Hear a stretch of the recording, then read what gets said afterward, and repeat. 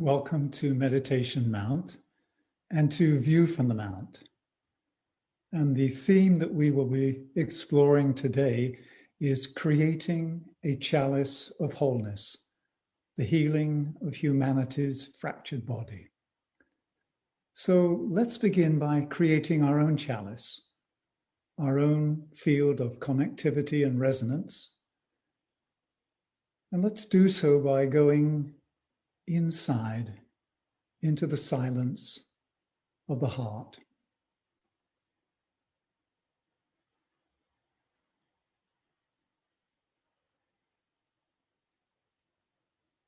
And at the center of our heart, we sense and visualize a flame.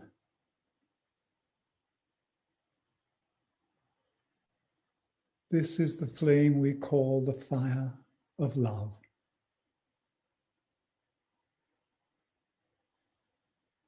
It is the nuclear flame and fire that burns at the center of the universe of self.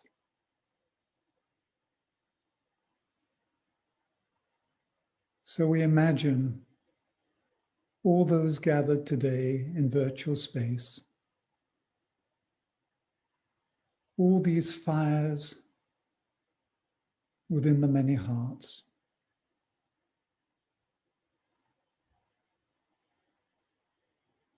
And we connect consciously, heart to heart to heart.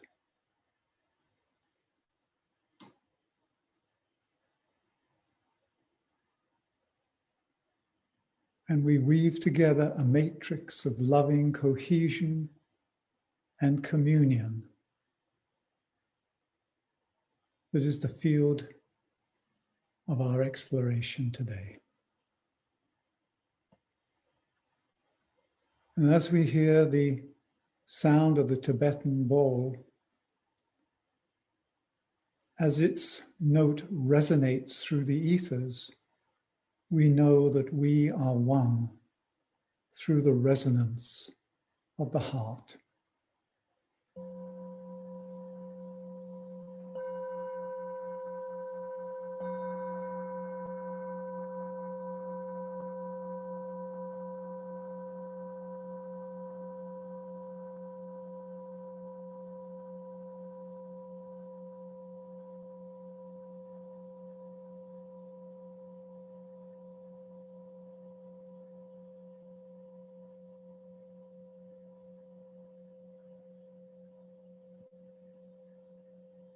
Thank you. So when the letter of invitation went out for this session, we asked if you would want to send in whatever was on your heart and mind, and that your input would help shape the session.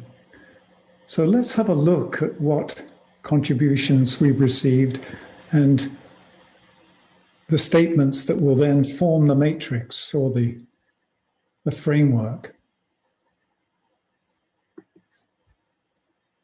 How can we embrace the grief we are in collectively and transmute it into strength? That's a huge question from JD. Because the grief can be overwhelming, and yet unless we have the power to transmute it, it becomes something that is oppressive. The second one, how do we heal the deep wounds and fissures that are causing so much pain in the world? A similar question. And it goes back to where do we start? And we'll be looking at healing today from three levels. The level of the individual, the level of the group, and the level of the planet. And the third input is a question, is loving kindness sufficient to bring about the needed healing? That's an excellent question. So loving kindness, but what other action do we need to take? So let's reflect now on the task ahead. I'll be showing some images throughout this session.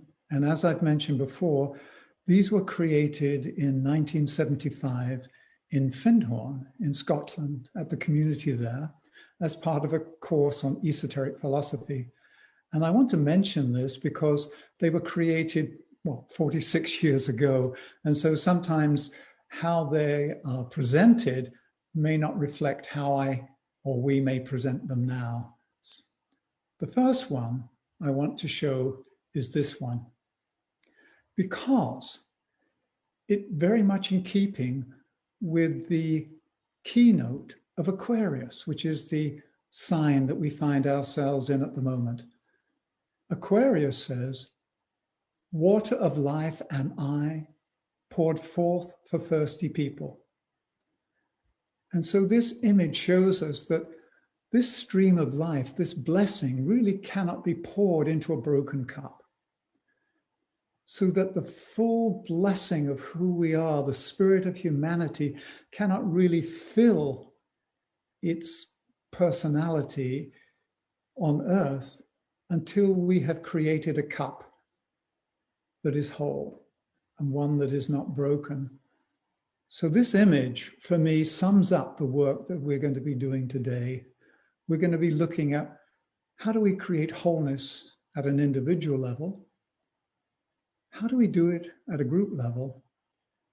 And what does it mean, this gigantic task of creating wholeness at a planetary level?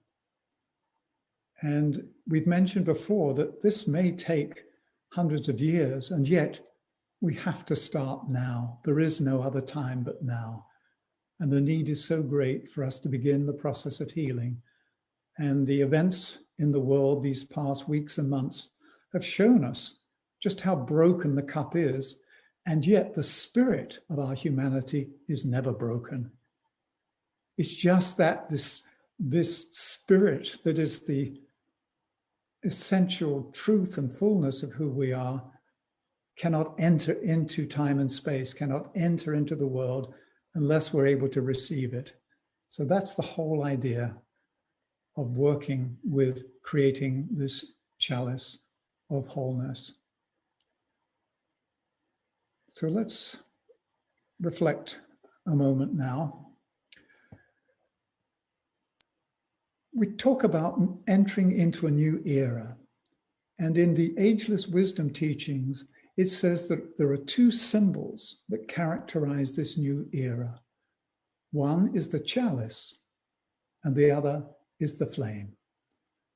The chalice can represent the wholeness of our humanity, but the chalice also represents the feminine aspect, the receptive, the soil. And the flame represents the fire of spirit, the promise of the future, that which seeks to be sown in time and space in the soil of everyday life. And so in order to have a soil that can receive these seeds, that can receive the fullness of who we are, we need to go through this process of healing. Because, as we've seen recently, the body of our humanity is fractured to some degree, but it can be repaired, it can be healed with pure intent. So this next image shows the fractured nature. It simply says, the inability to perceive a common purpose when we stand in our own separate islands that are separated from each other, and we each are waving our own flag, whether that be a belief or a political belief, a religious belief, a moral belief, whatever it is, where we are claiming that our particular island is the whole continent or is the whole planet. And this is where we find ourselves at the moment.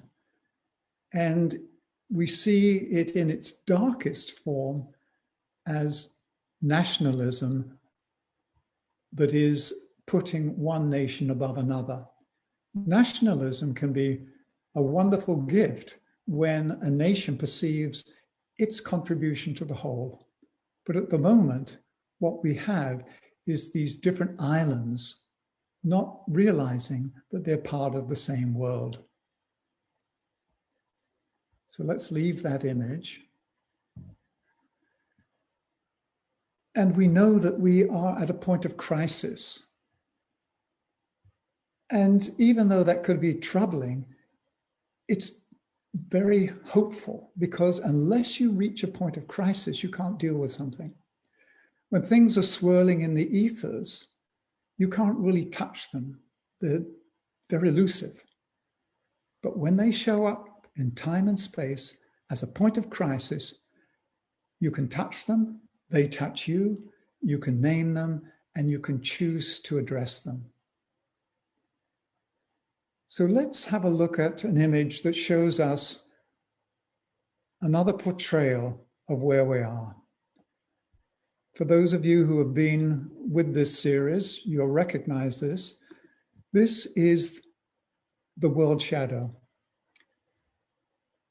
And the world shadow is simply all the unredeemed, unloved, unaccepted parts, all the wounds, all that which is yet to be healed, that stands in the way of our wholeness.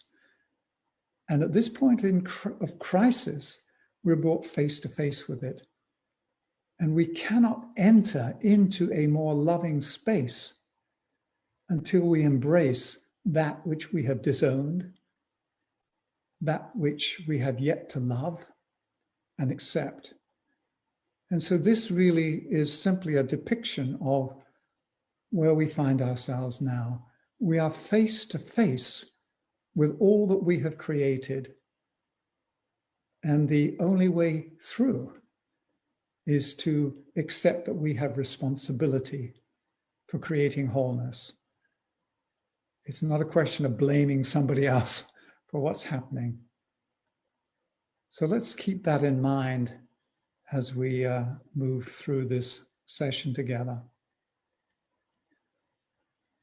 And the final image for this part of our journey is called the cry for wholeness.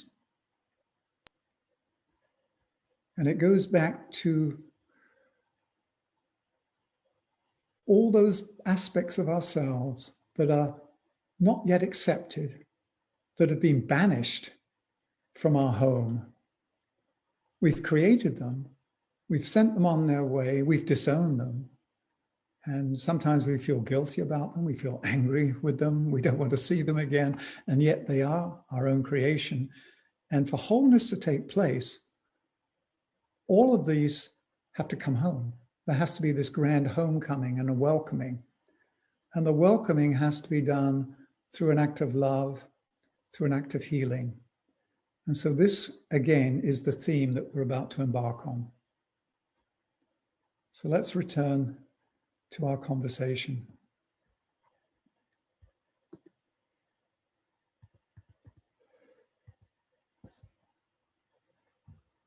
You could say that we're involved in a process of liberation, that we're freeing ourselves from the grip of the past conditioning, and all the pain that is associated with past actions. The pain because we may feel guilty, we may feel that we've been wronged. Anytime I have not accepted and embraced something and it still lives in the past as a wound, it prevents me from being present. And the only way for the spirit to show up in the world, for the waters of life to flow, is for us to be present. And in the Ageless Wisdom teachings, it talks about the task of freeing the prisoners of the planet.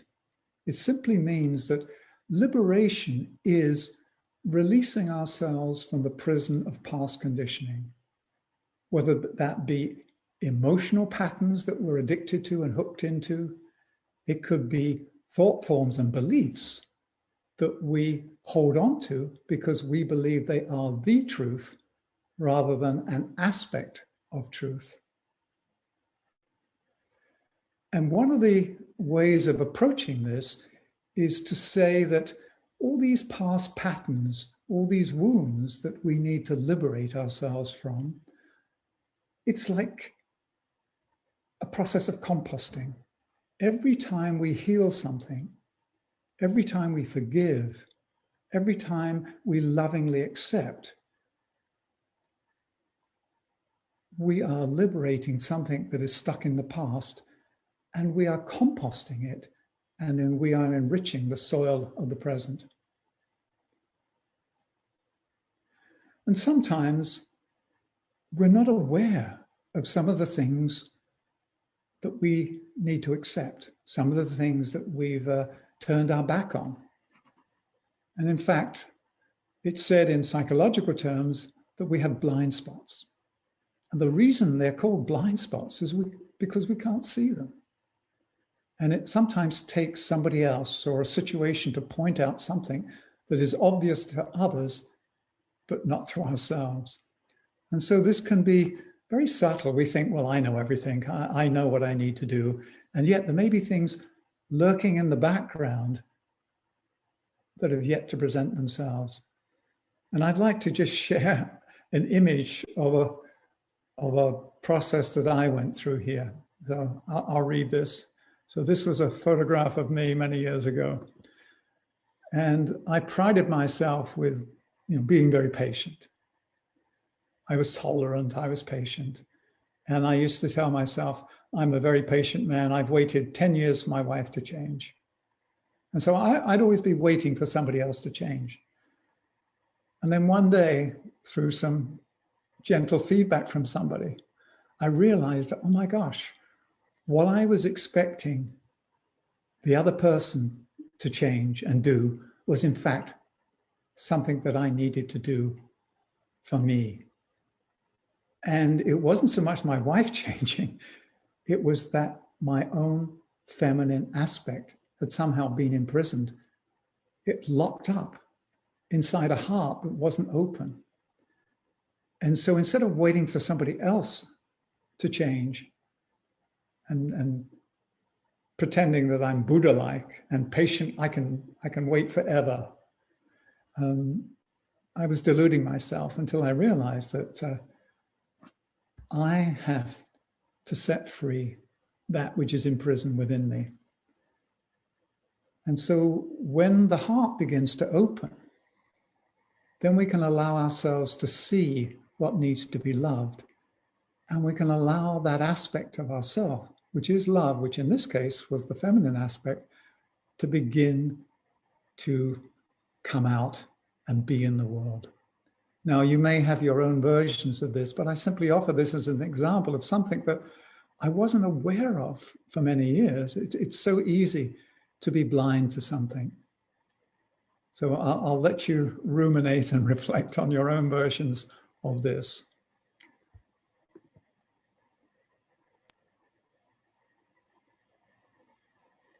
So how do we approach the process of healing? How do we heal the wounds and close the fissures?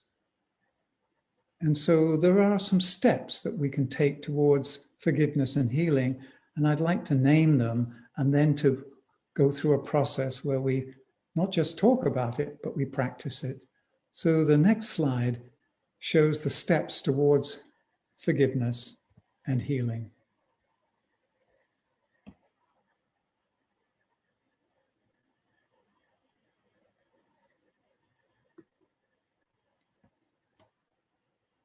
The first thing to do, naming the issue without blame or judgment. As I said before, with a crisis, when something comes to a critical point, it can be seen, it can be named. And if we name it without blame or judgment, then we're simply stating what is present. The second step is acknowledging and accepting what has been named. So we name it and then say, yeah, I acknowledge that. I accept it. That's part of me. It's one thing to say, yeah, I accept it. But if it remains there at step 2, nothing happens, nothing changes. Step 3 is taking active responsibility for causing things to be positively different. And then step 4 is the continuous daily practice of loving kindness, forgiveness, and fiery compassion. And we'll be exploring these qualities and why they're so necessary in the process of healing. And the 5th one is something that is, for me, a gentle reminder. Being present moment by moment and being grateful for the gift of life.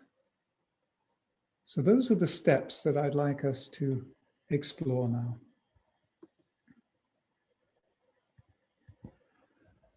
So when we say forgiveness, what do we mean by forgiveness? It's more than just saying, oh, I'm sorry.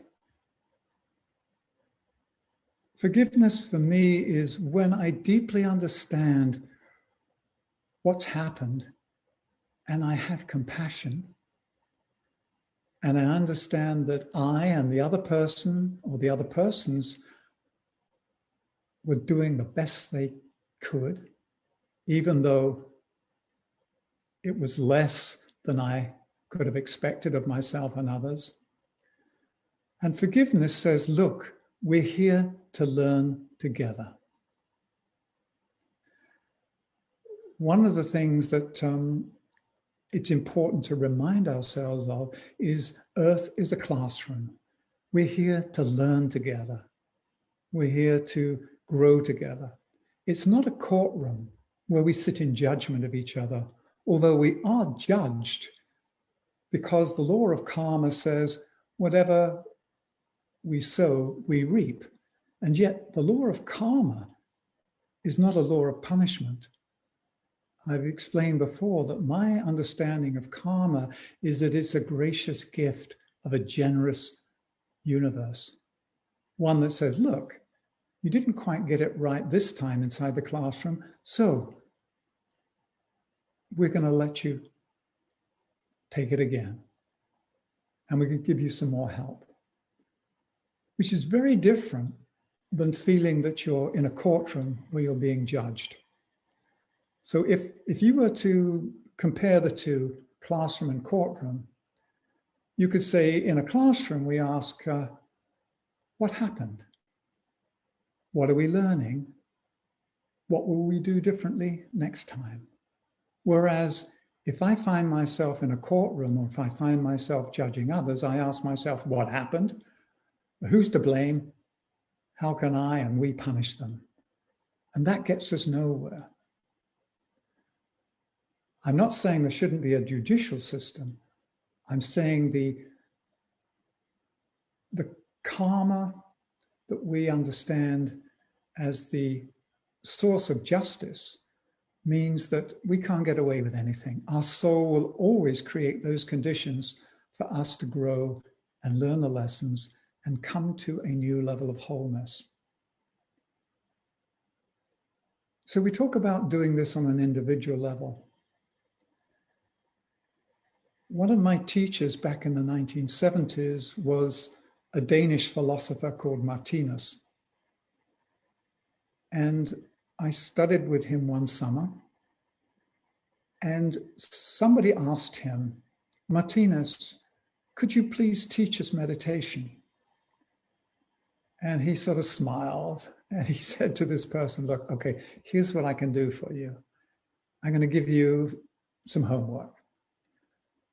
For the next 2 weeks, I want you to take 5 minutes every morning when you wake up. And I want you to think loving thoughts about all the people that you know don't particularly like you and that you don't particularly like and appreciate at the moment. Okay? And then after 2 weeks, I want you to wake up in the morning and do the same thing for 10 minutes. And then after 1 month has gone by, let's sit down and talk about meditation. Because meditation is based on the foundation of loving kindness, compassion, unconditional love. So in his own sweet way, Martinus was saying, look, heal yourself. create the conditions, create the whole chalice so that you can receive the gifts that come through meditation, that come through everyday alignment with spirit. And I've never forgotten that, because I thought, you know, what a very simple and pragmatic way of approaching it. The other thing we do, we find ourselves in organizations and groups. And so in addition to the healing of ourselves and the aspects of ourselves that still need love and acceptance, we find ourselves often inside of groups that have a history. And I'm part of a number of different project groups around the world, some of which have been going for many, many years, some of which the original members are no longer part. And it's really easy to blame whatever may be happening now on what somebody did before. So one of the things that I've learned from one particular group, we said to ourselves, look, if we are going to be responsible for carrying out the mission and fulfilling the promise of this organization, we have to heal the past. And who better to do that than we who are here now, even though we may not have done some of the things that are part of the karmic history of this group. It doesn't matter. It isn't a question of saying, well, we're in this fix now because someone did this so many years ago. There comes a time when you understand inside a group life that you become the sum total of everyone that has been, is, and will be part of that group entity. It is a living organism. And so what we did inside this particular group, we said we would go back and look at all the things that happened, track, find out what pattern caused them to show up. Because behind every behavior, behind every event, there's usually a pattern. And that pattern could be one of some pain and some hurt, somebody not feeling included or heard. Whatever it is in the group field, it causes something to happen that causes a fissure or a rift. And so we went back and looked. And we then embraced those and then said, what inside of our current group aura keeps those patterns alive? So it isn't just healing the past and healing what somebody else did, but how do we assume responsibility for this organism by assuming responsibility for its healing of past wounds? And so that's what we did. And we attempted to liberate the organism, the organization, from the grip of the past and free it up so that it could be responsive in the moment to not only the call of its mission, the call of its deep purpose, but also the call of the need of the time, so it could be relevant. Now, there are more details I could go into, but I just wanted to mention that if you're part of an organization, I do believe there comes a point where the healing, the creating of wholeness inside a group has to be taken on by those who are present then, in the moment. Whether they were there from the beginning and caused some of the things that people believe are issues or problems, it really doesn't matter. Because if you understand that we are one humanity, then everything that happens is really an outworking of all the patterns of our human nature. So the group then becomes a field in which healing can take place. And when a group reaches a point of healing and wholeness, it then has more power to carry out its work in the world. And unfortunately, I've seen so many groups with high purpose, high and pure intent, who are impotent because they're caught up in the blame of the past, the pain of the past, and are unwilling and unable to accept that those present in the group now have the power and the responsibility for the healing. So I invite you to just reflect on whatever situation you may find yourselves in and say, what can we do as a group to liberate ourselves so that we can play our part effectively in the world? So the name of the game is, you cannot blame anything that's happened in the past, or even say it's not possible because fear of the future.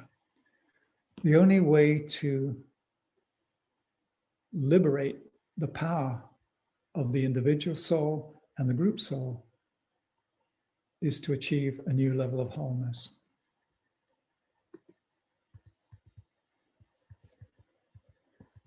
So therefore, when we think about planetary healing, it's really difficult because at the moment, we are focused on our own communities, our own political parties, our own nationalities, which is fine if we do that within the context of the One Earth, of Gaia, so that the different parts are seen to be aspects of one whole. But if we don't have that common shared vision of one planet,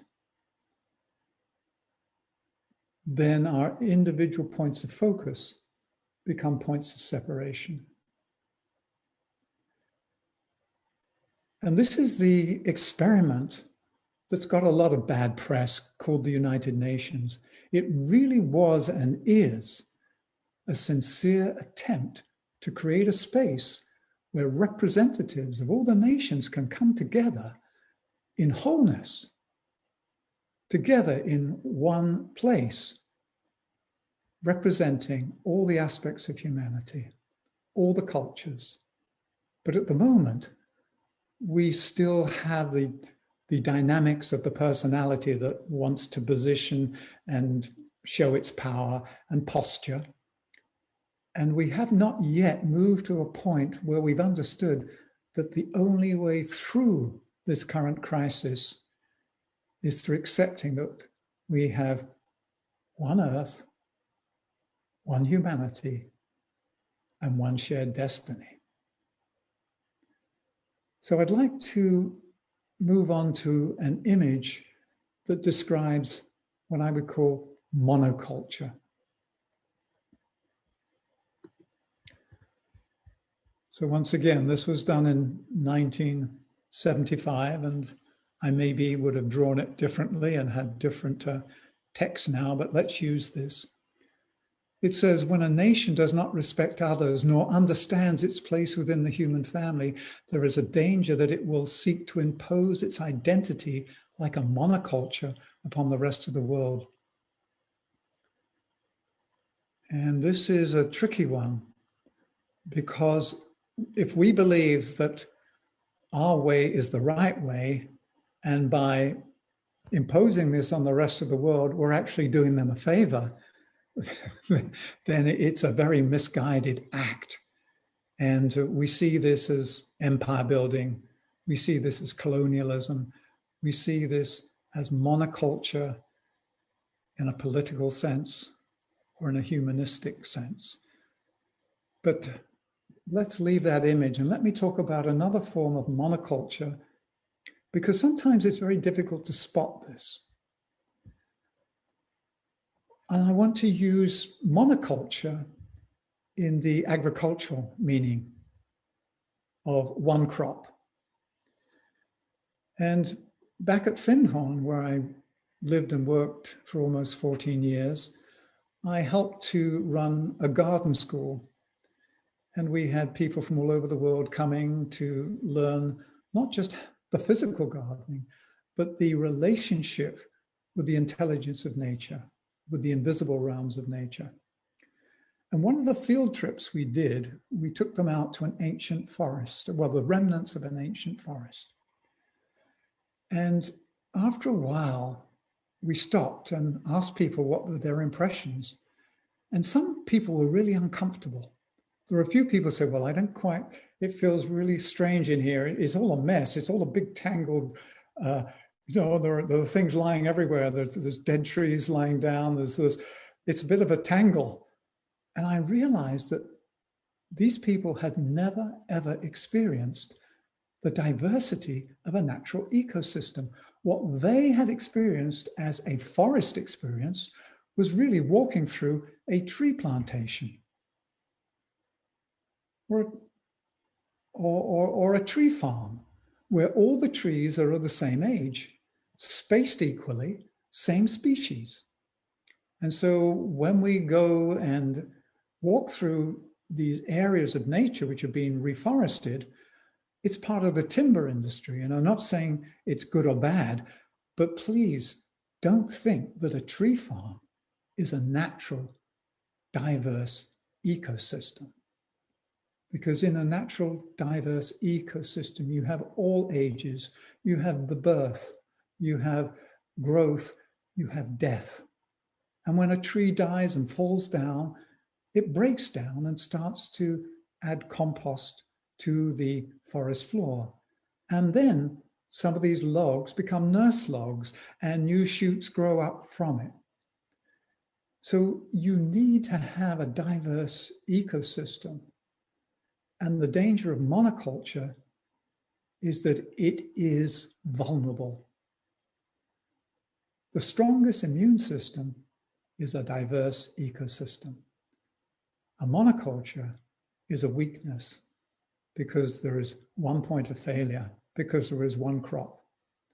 So I just wanted to point that out, that sometimes monoculturistic thinking is difficult to pick up because we may have grown up and been exposed to tree farms and never walked inside what I would call the tangled order and beauty of if you like, an old growth forest or even a rainforest. And the other things that we're unaware of monoculture is what we're realizing now is racism. And many of us who live inside, if you like, a white body, I've often said, I understand all the different nations. I've lived in different parts of the world. I've lived together with peoples of different colors. And yet, because I was born in a particular part of the world, there is a blindness there that is not intentional, but it's just part of the makeup. And it's the revealing of that, which is so difficult. And it's what we're noticing now, is that it's very difficult to discern what we don't see. The eye cannot behold the eye.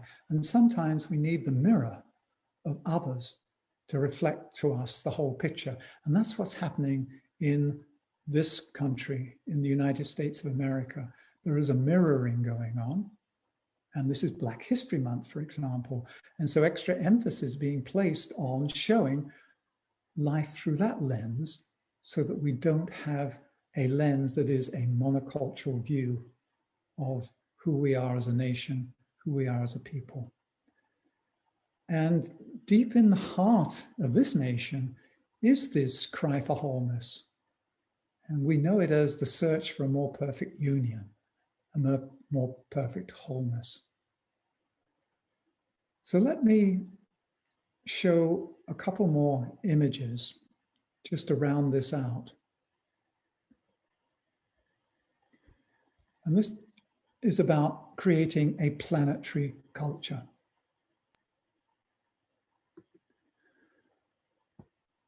And it simply says, respecting the cultural differences as vital pieces of the world picture helps build a more peaceful world and gives an opportunity for the spirit of our common humanity to flower. It's obvious, but I wanted to name it because it's the diversity of the one life that is so beautiful. When we understand that diversity is the manifold expression of this one spirit of humanity, then we can appreciate the richness of our common heritage. And then the second image of this planetary culture really brings us back to where we started.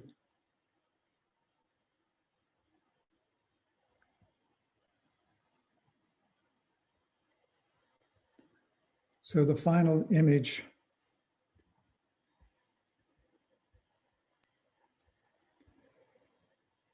each culture is a colorful gift, a contribution towards the flowering of our humanity. And it goes back to the spirit of our humanity cannot blossom unless it is part of a unified field of diversity. It goes back to the waters of life cannot be poured into a broken cup. That was the first image that we dealt with, that we looked at. And so in the time that we have here, I realize that we're speaking in general terms, but the call is for each of us to look deeply into what is it in our lives that needs healing? What is it in our relationship that needs healing?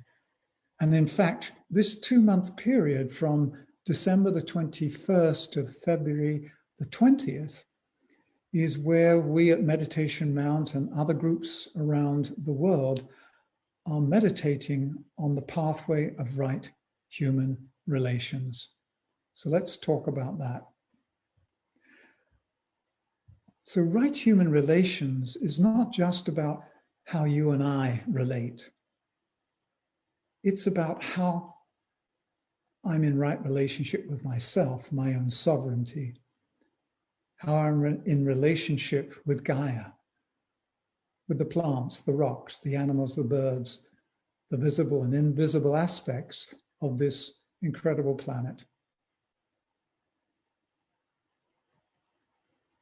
So what I would like us to do as part of closing out today is to use the power of our group field. We created a group chalice to begin with. That chalice represents a microcosmic wholeness. And we know that the secret of homeopathy is that when you have small doses, they're potentized and they can affect the whole body. And we know that when we are about to reforest a desert or an area, we start off by creating small areas, microclimates. And so what you and I and we can do today and from now on is to create microclimates of healing in our own lives, in the lives of our family, in the lives of our community, in the lives of our groups. And as we bring healing to ourselves and to our relationship with life, we create a new climate. We create different conditions. We create a climate of wholeness.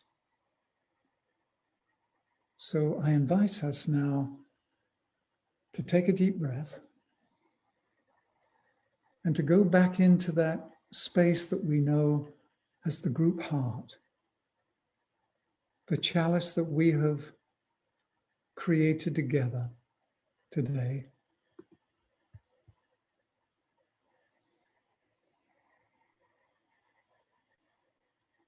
And we see ourselves standing together in a spirit of goodwill.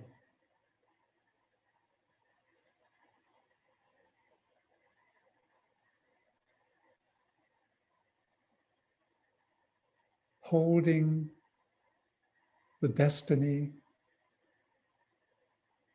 of humanity in our heart, knowing that this destiny can only be fulfilled to the degree that we can create wholeness amongst ourselves and between our humanity and all other realms of life upon this planet.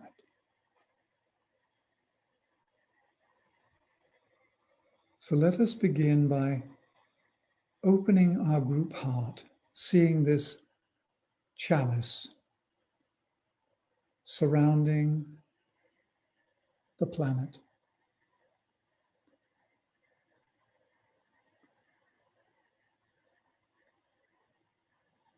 And inside this chalice, we see all the estranged parts, all the disconnected parts of our humanity, all the unloved, all the unaccepted, all that which cries out for wholeness.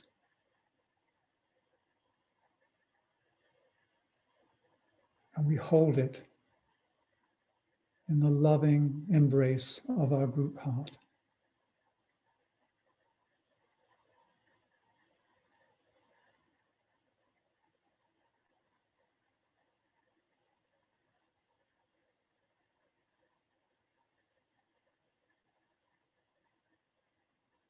And into this chalice, we invoke the flame. We invoke the fire of love. Love is the great healer.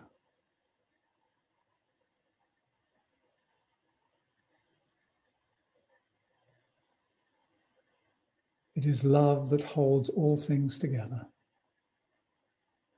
So let us see all the parts that we placed inside the chalice being made whole through the blessing of the fire of love, fused together through this fiery compassion.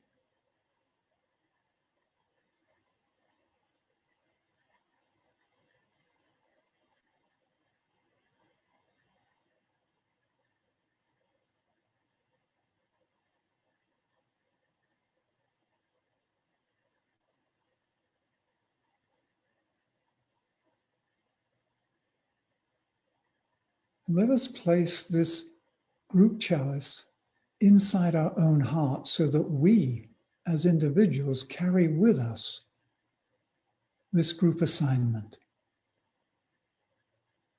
so that we are reminded each day as we go through life that we are agents of the one humanity.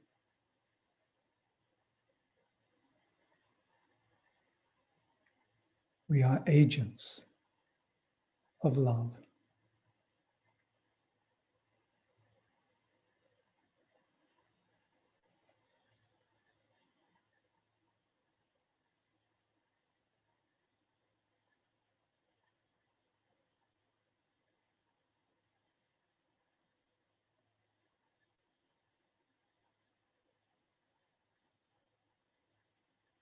May we as individuals, as a community, as a nation, as a planet, be made whole, so that the waters of life may flow into the one earth, the one humanity.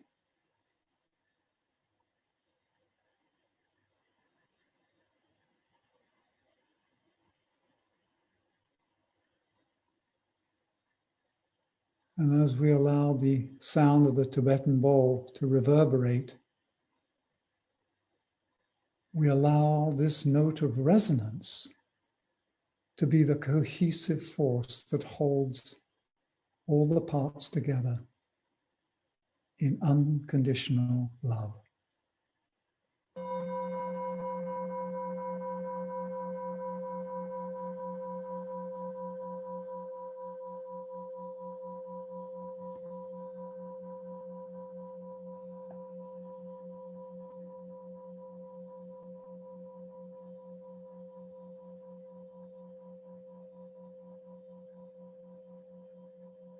And know that what we are doing now, other groups of people are doing all around the world.